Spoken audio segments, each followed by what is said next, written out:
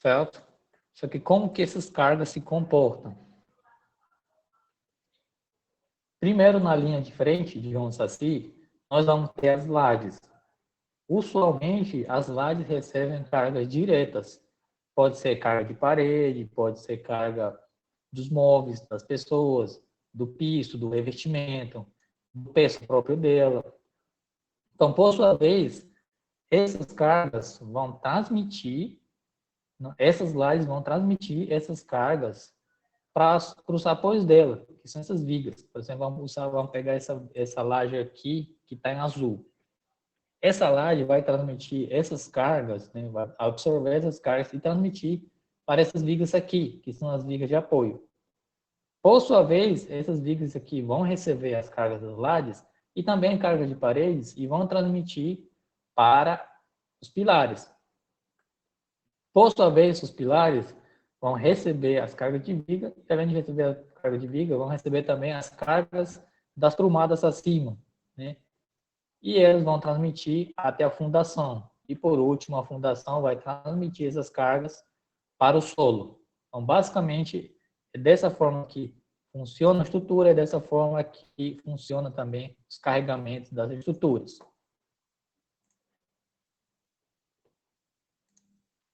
E agora nós vamos utilizar como especificamente se comportam essas cargas numa laje. As ações, também chamada de cargas, né? Cargas ou ações são a mesma coisa, a ser consideradas nas lajes são dos mais variados, desde o peso das pessoas, o peso dos móveis, equipamentos fixos, né? Ou móveis, divisórias, paredes, água, solo, etc. Certo? Tudo aquilo que você apoiar na sua laje é uma carga. As lajes atuam recebendo as cargas de utilização e transmitem para os apoios, que geralmente são as vigas de bordo, que eu acabei de mencionar para vocês. Para a determinação das ações atuantes nas lajes, deve-se recorrer à norma NBR 6120, 6118 e a 6120, entre outros pertinentes. A 6120 é a norma que classifica as edificações segundo as suas cargas, né, segundo a sua utilização.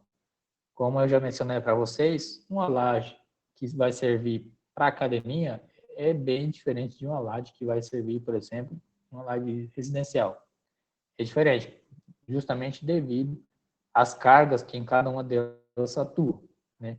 É nessa NBR 6120 que vocês vão encontrar lá edificações para salão de festas, edificações para teatro, edificações residenciais. E lá vocês vão encontrar direitinho quais são as cargas. Essa NBR aqui, a 6120, eu vou passar para vocês, tá? Então, quais são as ações que eu devo considerar? Nas construções de edifícios correntes, geralmente as ações principais a serem consideradas são as ações permanentes e as ações variáveis, chamadas pela norma de carga acidental, certo?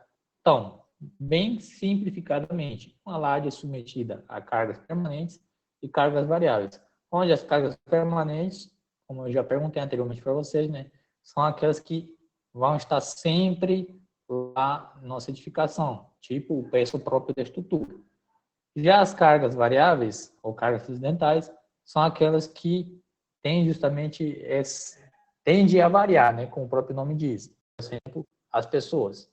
Uma pessoa não vai ficar o tempo todo lá nessa laje, vai ficar transitando lá. Justamente vai ter esse alívio e vai ter esse alívio de carga e justamente de vez em quando vai ter uma pessoa lá adicionando essa carga. E essas são as cargas variáveis.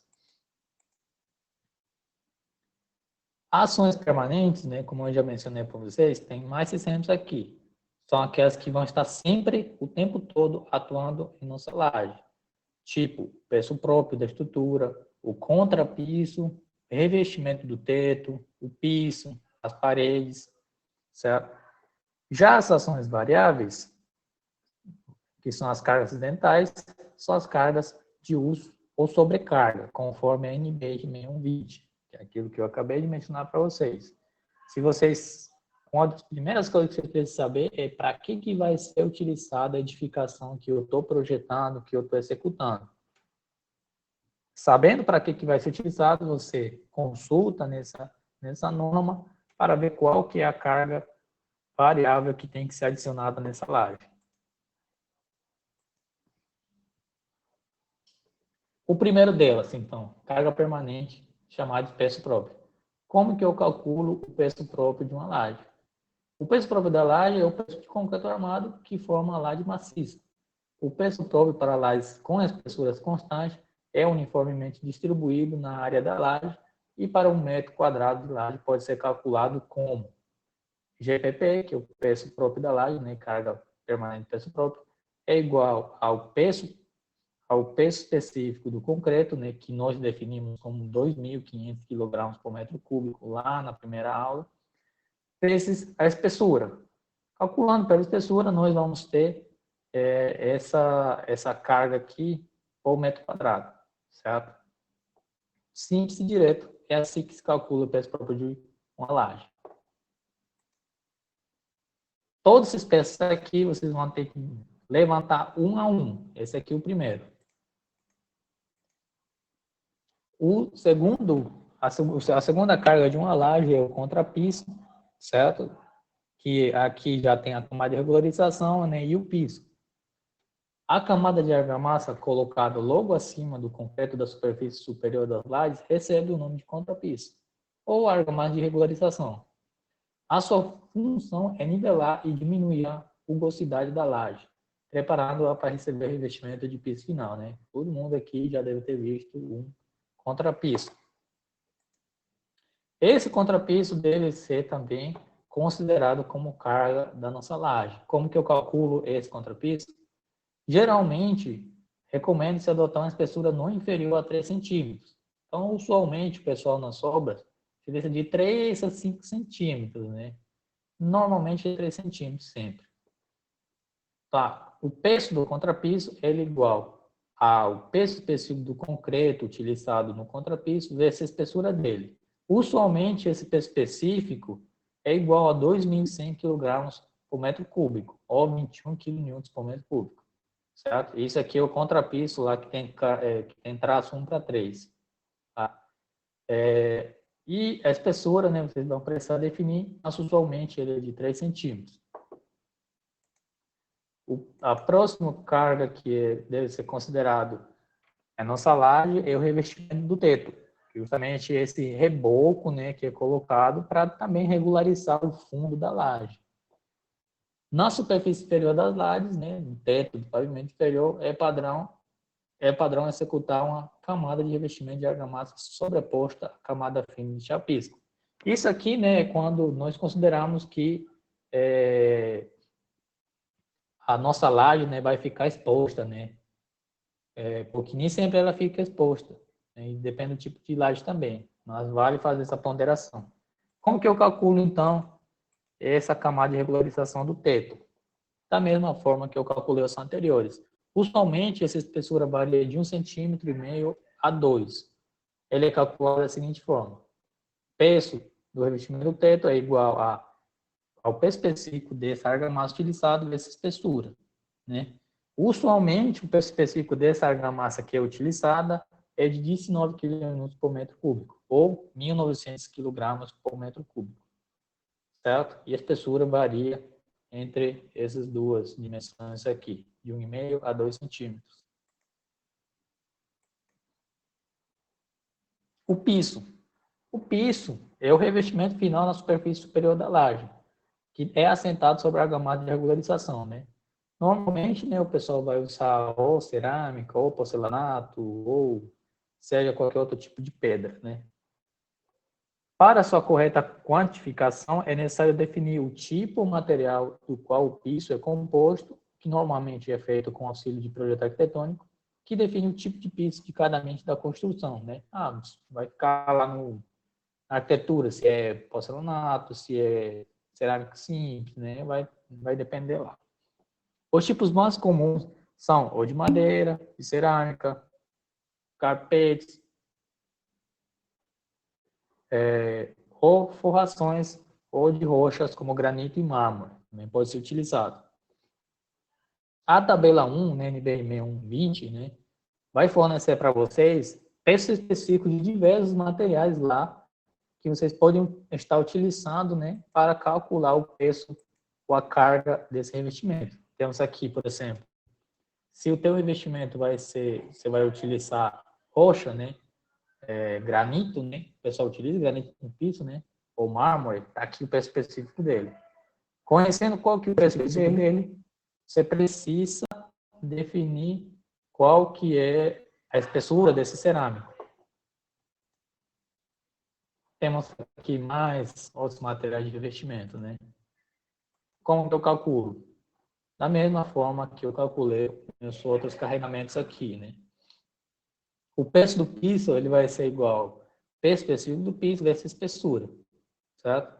Sendo que esse preço específico vai depender do material que você vai estar utilizando no revestimento. E a espessura também vai definir, né? Depender muitas vezes da arquitetura, né? Falar qual que é a espessura desse piso.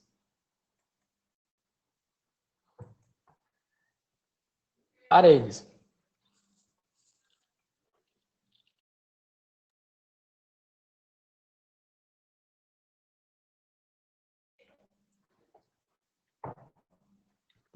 Por diversas vezes, vocês vão se deparar com paredes apoiadas nas lajes.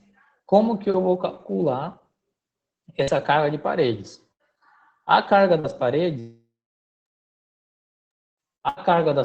sobre as lajes maciças deve ser determinada em função da laje a ser armada em uma ou duas direções. É necessário conhecer o tipo de unidade de alvenaria, se vai ser utilizado tijolo, bloco, qual que vai ser a divisória, né? Pode ser drywall também. Então, você precisa saber o que vai compor essa parede. Você precisa ver também o peso específico dessa parede, né? A espessura dessa parede, bem como a sua disposição e extensão sobre a laje. O peso específico da parede pode ser dado em função do peso total da parede, composto pela unidade de alvenaria e pelas argamassas de assentamento de revestimento, ou pelos pesos específicos individuais dos materiais que compõem. Por exemplo, uma parede convencional de alvenaria, ele é composto por tijolo cerâmico, por reboco, né, que é de argamassa, então você vai ter que fazer a ponderação de cada um desses materiais para descobrir qual que é o peso específico do conjunto. Aqui está, então, esse aqui é o mais chatinho de calcular o peso de uma parede sobre uma laje. Para lajes armadas sem cruz, ou seja, lajes armadas em duas direções, nós vamos ter o seguinte, vamos ter que calcular qual que é o peso total da parede e vamos distribuir na laje, vamos distribuir na área total da laje. Sendo que o peso total da laje, da parede, né, é igual ao peso específico, né, do conjunto, vezes a espessura, vezes a altura e vezes o comprimento dessa parede, dividido pelas dimensões da laje. Então, vai ficar aqui uma carga distribuída uniformemente, né, na área. Certo? Já para lajes armadas em uma direção, a história muda um pouco. Opa, ainda temos aqui mais algumas ponderações de lajes armadas em duas direções. Para blocos cerâmicos furados, a NBR 118 recomenda o peso específico de 1.300 kg por metro cúbico. E para tijolos macios cerâmicos, é recomendado 18 kN por metro cúbico. Ao se considerar o peso específico da unidade de alvenaria para toda a parede, está se cometendo um erro, pois os pesos específicos das argamassas e revestimentos de assentamentos são diferentes do peso específico da unidade de alvenaria. É aquilo que eu falei para vocês. Vocês precisam fazer a ponderação de cada um dos materiais que está sendo utilizado nessa parede, que não é apenas o do tijolo, são também o da argamassa de revestimento e da argamassa de assentamento.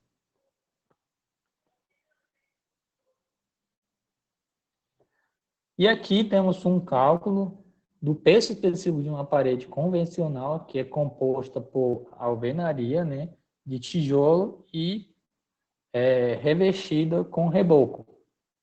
Então, nós vamos ter o peso específico da alvenaria multiplicado pela sua espessura, mais o peso específico da argamassa multiplicado também espessura da argamassa, né? A carga da parede sobre a laje, então, vai ficar igual ao peso específico da parede vezes a altura vezes a largura dividido pela área da laje. Certo? Esse aqui é o mais chatinho de calcular.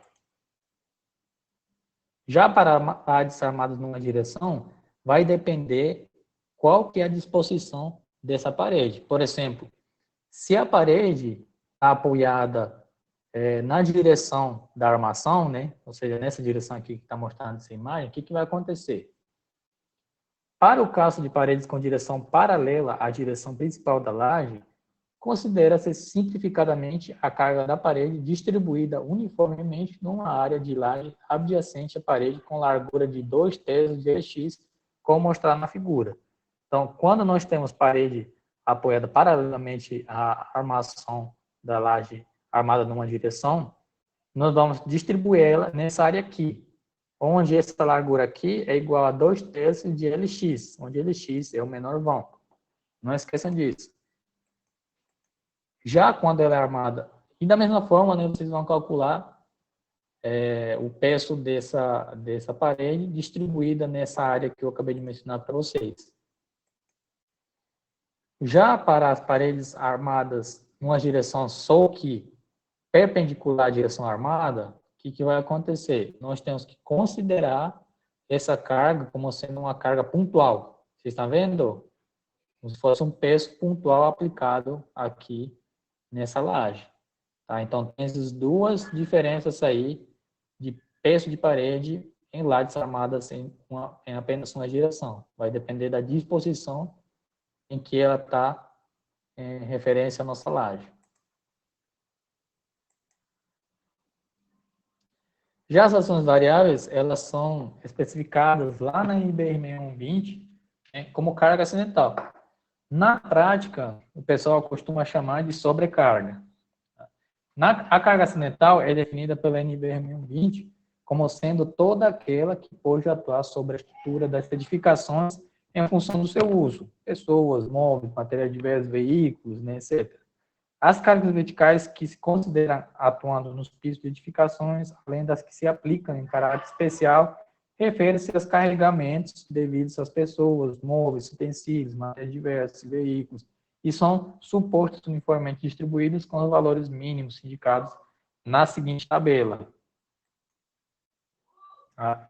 Por exemplo, se a sua laje é uma laje de banco, né, é um banco, o que você vai considerar? No escritório e banheiro, você vai considerar a carga de 2 kN por metro quadrado, certo? Ou seja, 200 kN por metro quadrado a mais.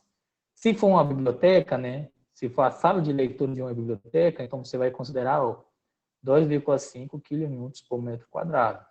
Se for um cinema, né? Você vai ter que considerar, se for a plateia do cinema, né? Você vai ter que considerar 3 kN por metro quadrado. E assim vai, né? Várias classificações aqui, ó. Escada, escola, escritório, corredores, cozinhas, depósitos. E temos aqui edifícios residenciais, ó. Residenciais. Se for dormitório, sala, copa, cozinha e banheiro, você vai ter que admitir que tem uma carga variável de 1,5 kN por metro quadrado. Então, vocês vão precisar entender primeiro qual que é a função, qual que vai ser a utilização da edificação de vocês para entrar aqui na NBR 6120 para verificar qual que é a carga variável que vocês têm que adicionar, né, no dimensionamento da laje de vocês. Temos aqui as diversas classificações. Quando você não encontrar a sua utilização aqui, normalmente você vai encontrar, mas quando você não encontrar, você vai ter que fazer a analogia, tá, dessa utilização.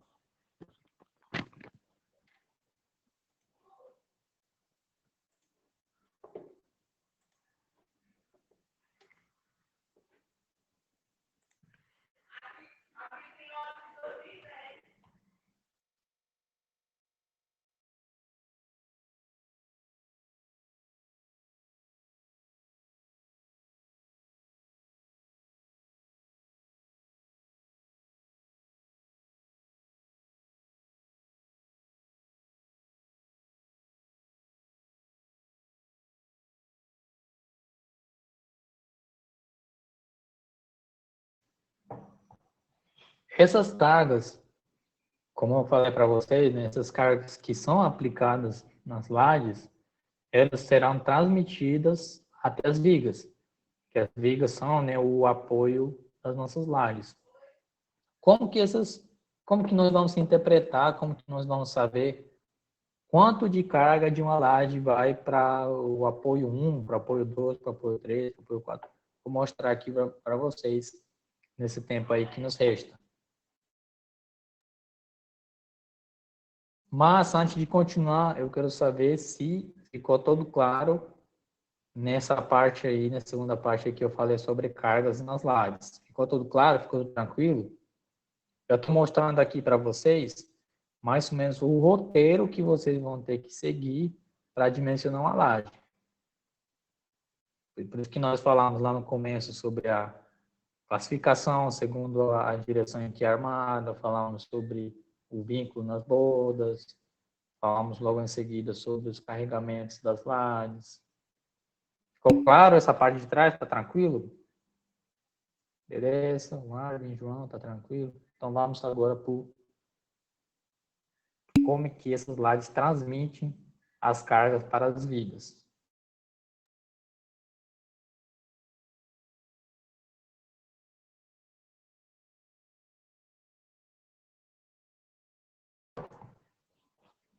O meu objetivo com a turma de vocês é o mesmo objetivo que eu tive com a turma do semestre passado.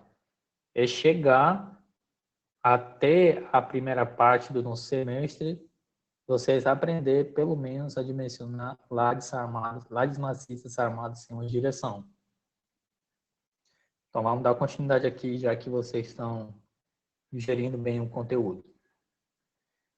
Os momentos fletores nas lajes, né, nas lajes maciças, são determinados conforme a laje é armada em uma ou em duas direções.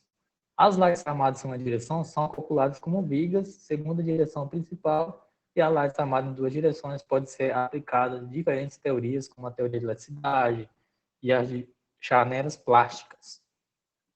O cálculo das reações da laje nas bordas de apoio serão analisadas em função de serem armadas em uma ou em duas direções, certo?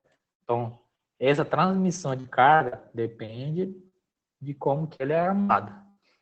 Vamos primeiro considerar a laje armada em uma direção, que é o nosso foco nessa primeira parte do semestre. Considera-se simplificadamente que a flexão na direção do menor vão é preponderante à da outra direção, de modo que a laje será suposta como uma viga com largura constante de 1 metro e 100 centímetros, né? Segundo a direção principal da laje. Aquilo que eu falei para vocês. Quando a gente for dimensionar uma laje armada em uma direção, nós vamos dividir ela em pedaços de 1 metro de largura, num vão maior, né? Se o vão maior tiver 8 metros, então nós vamos dividir em 8 vigas de 1 metro. Na direção secundária, nós vamos desprezar os momentos fletores, bem pequenos, basicamente o concreto simples, consegue combater esses carregamentos. A figura que nós vamos mostrar daqui a pouco, vamos mostrar o caso de vinculação possíveis que existem quando se consideram apenas apoios simples e engastes perfeitos. Nelas estão indicadas as equações para cálculo das reações de apoio e momentos fletores máximos para carregamento uniformemente distribuído. Considera-se que as cargas na laje caminhem para as vigas nas bordas perpendiculares à direção principal da laje. Então, vamos lá, entender melhor aqui em nossa figura. Então, nós vamos ter aqui uma laje simplesmente apoiada, tá? Com carregamento uniformemente distribuído, e é esse gráfico aqui que vocês já conhecem. Para calcular qual que é a carga que está sendo transmitida para esse apoio, simplesmente eu vou fazer a análise estrutural, né, e calcular aqui pelo que vocês já conhecem de análise estrutural.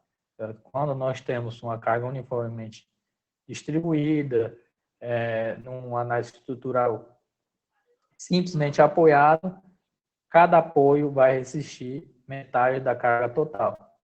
E o maior momento dessa laje aqui, vai se encontrar aqui bem no meio da nossa laje, né? E ela é representada por essa fórmula aqui que vocês também já conhecem, que viram lá em análise estrutural. Certo? Então, é assim que nós vamos calcular qual que é a carga que está sendo transmitida para os apoios de uma laje armada em uma direção. Tá? Fiquem muito atentos aqui.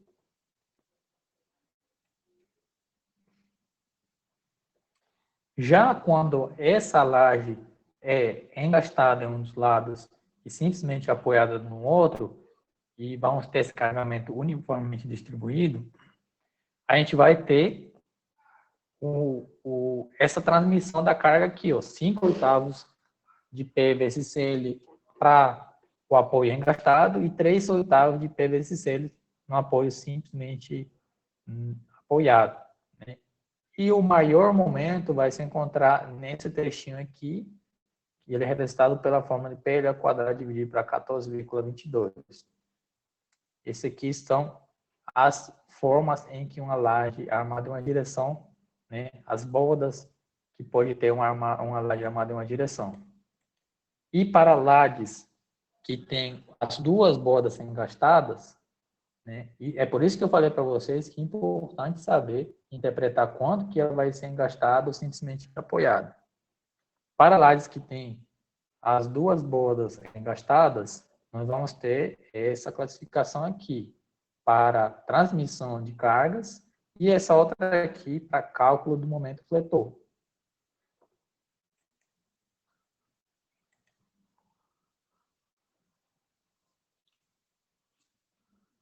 Alguma dúvida até aí?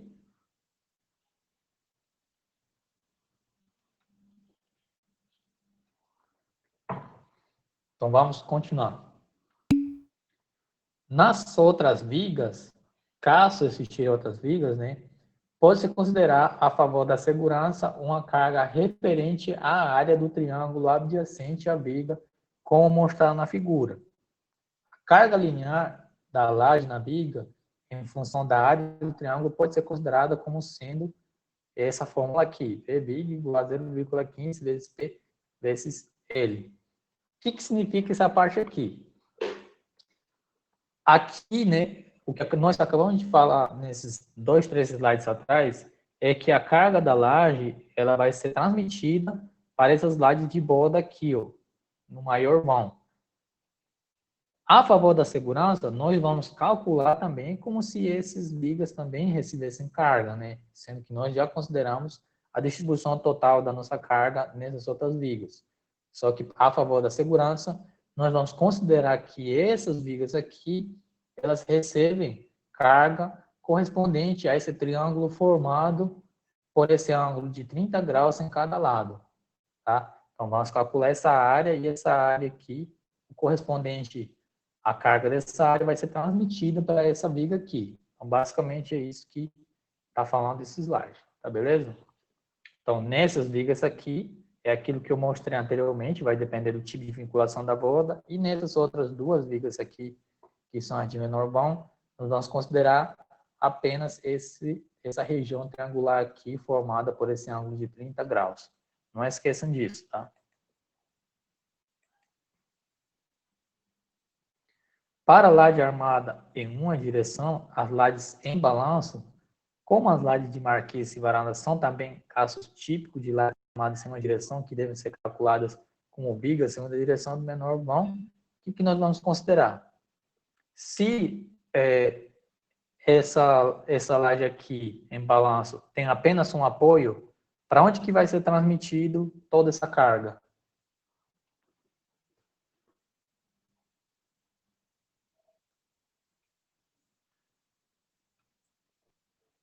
Se a gente utilizar a boa e velha lógica. Se ela tem apenas um apoio, para onde que nós vamos, para onde que essas cargas vai ser automaticamente transmitidas?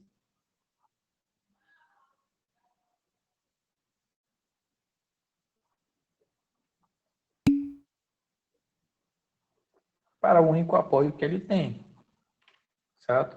Por isso que nós não vamos aprofundar tanto nesses slides, porque fica meio que lógico, né? Provavelmente lá em análise estrutural vocês viram alguma questão nesse formato aqui, né? Um balanço com um engastamento, tanto o momento quanto as cargas são transmitidos para esse único apoio.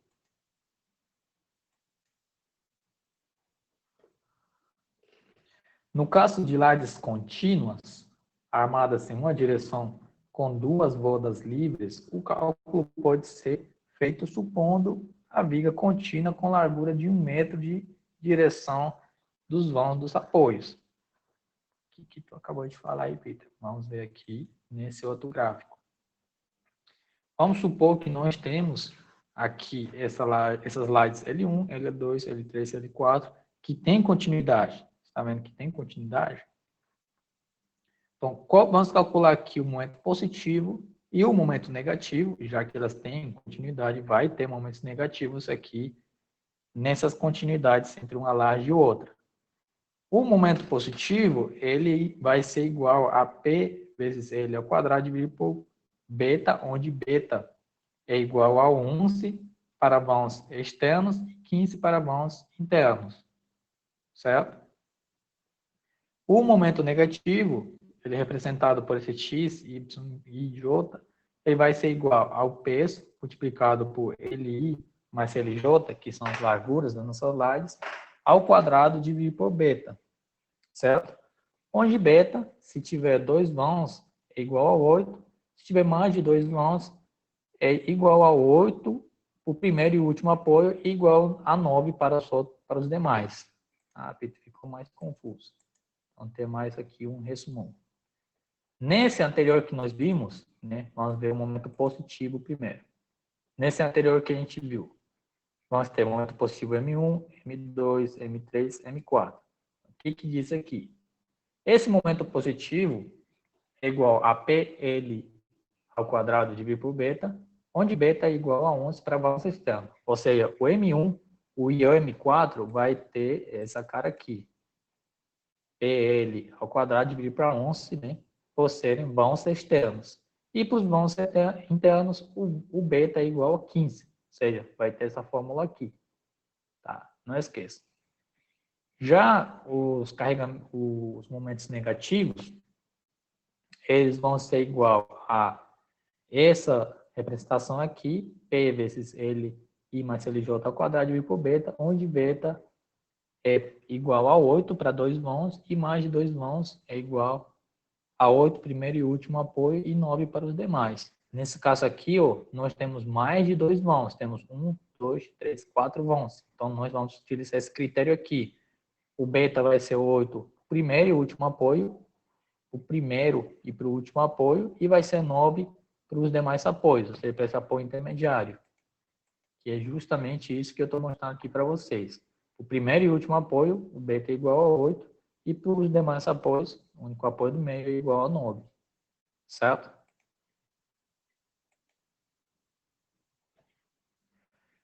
Já para lajes armadas, essa laje aqui ainda faz algumas ponderações, para a laje armada é uma direção, né? Para a obtenção dos esforços nas lajes, deve-se decompor o carregamento total em carregamento permanente e carregamento variável. Os esforços solicitantes máximos podem ser obtidos aplicando esses carregamentos nas lajes separadamente, sendo primeiro o carregamento permanente e em seguida o carregamento variável. Os esforços finais são somados, obtendo-se assim os esforços desfavoráveis máximos. Vamos lá. O que esse último slide aqui falou? Simples e precisamente. O carregamento total da tua viga, o carregamento que vai apresentar a situação mais desfavorável para a tua laje é quando você considerar as tuas cargas permanentes mais a totalidade das tuas cargas variáveis. Ou seja, quando essa laje estiver submetida à sua capacidade máxima. Já lajes armadas em duas direções, nós vamos ver na próxima aula. Tá bom? Daqui para frente já é um pouquinho mais complexo e eu prefiro passar na próxima aula para que vocês digiram melhor. Então, o que eu vou aconselhar para vocês? Eu não vou deixar trabalhinho essa semana certo? Eu aconselho para quem ainda não fez nenhum dos primeiros 2 trabalhos que faça, tá? Ainda dá tempo, eu vou dar essa oportunidade de entregar só agora. E para os coleguinhas que estão dia a dia acompanhando direitinho, fazendo os trabalhos direitinho, eu vou já deixar o slide, esse slide lá no Classroom, e durante a semana eu aconselho vocês a dar uma lida para digerir melhor aquilo que eu passei para vocês hoje, que foi muita coisa. A boa notícia é que tudo isso que eu passei para vocês é um roteiro de cálculo. Eu vou sintetizar esse roteiro de cálculo, e vocês vão ver que essa muita coisa que aparentemente foi hoje, dá para sintetizar, dá para digerir de forma tranquila, tá? Então, isso aqui que eu apresentei para vocês é a parte teórica, eu apresentei para vocês em forma de roteiro de cálculo, só que nas próximas aulas eu vou trazer tudo isso sintetizado num roteirozinho de cálculo para lá de armada em uma direção. Então, conselho que dê uma lida para entender melhor a parte teórica, tá? Vocês têm alguma pergunta nesse momento? Eu vou já mandar aqui para vocês. Hoje mesmo eu vou colocar essa aula aqui lá em nosso Classroom, tá? Agora mesmo. Sem perguntas, tá? Não saiam que eu vou fazer a chamada, tá? Não saiam, por gentileza.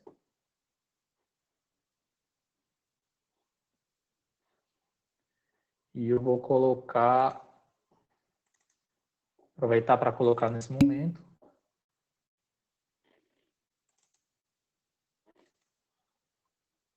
Nosso Classroom.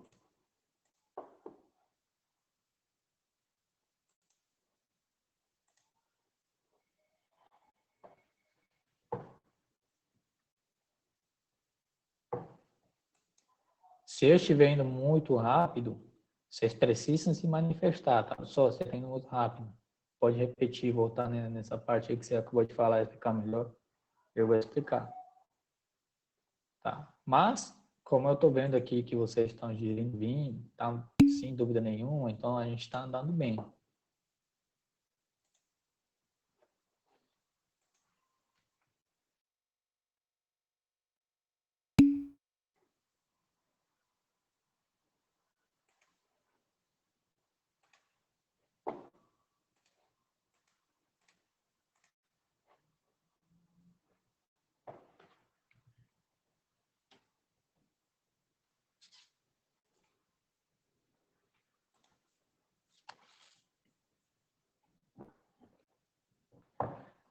Decreto 1, alunos, frequência. Hoje é que dia? Hoje é 22, né?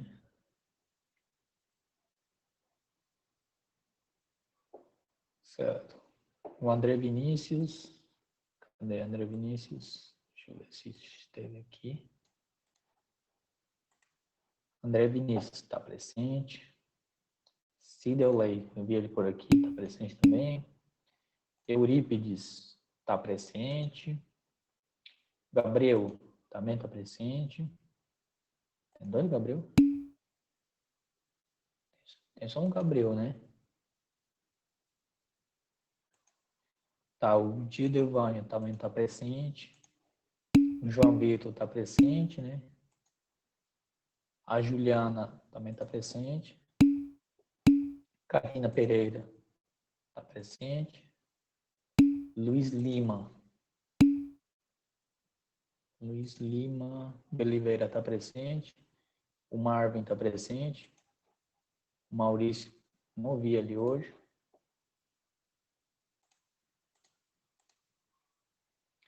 Raimundo também esteve bem ativo aqui, presente, né? Stephanie esteve aí presente também. Sullivan também está aqui. E o Anderson também está aqui. Certo. Tá bom, pessoal. Vocês estão dispensados, tá, por hoje. Eu vou colocar essas salas nos carvão agora mesmo.